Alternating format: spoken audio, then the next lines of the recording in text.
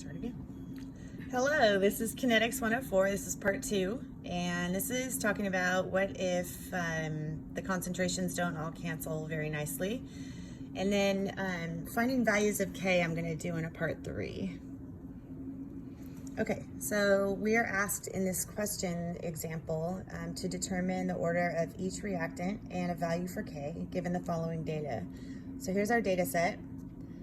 We have 4 different experiments, varying concentrations of iodide and varying concentrations of the hypochlorite ion, and then rates given in molarities per second.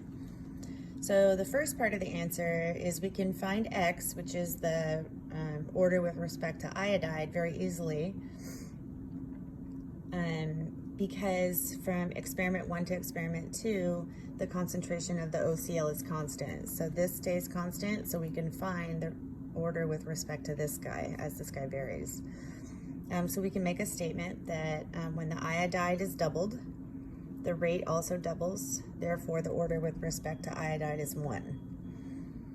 Okay, and then if we take a look at the data a little bit closer, we'll see that the iodide is never held constant.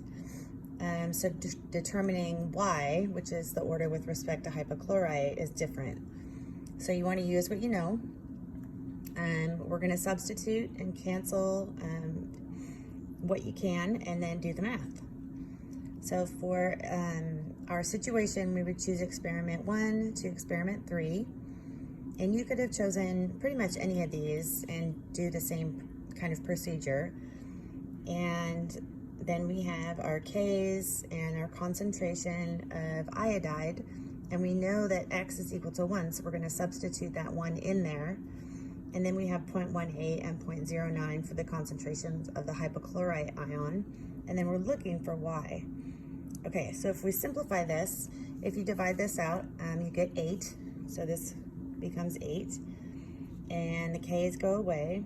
This relationship, the 0.12 and the 0.03, if you simplify that relationship there, goes to 4, and then the 0.18 to the 0.09 is 2, and those are raised to the Y power. And then you just do a little bit of baby algebra, because you have this expression 8 equals 4 times 2 to the Y.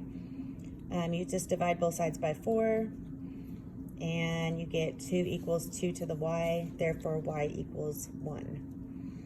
So you have to substitute and do a little bit of math, not too much, to determine the order with respect to hypochlorite in that situation. Okay, so we're going to come back in part 3 to show for finding values of K. We're going to continue to use this data. Okay, thank you.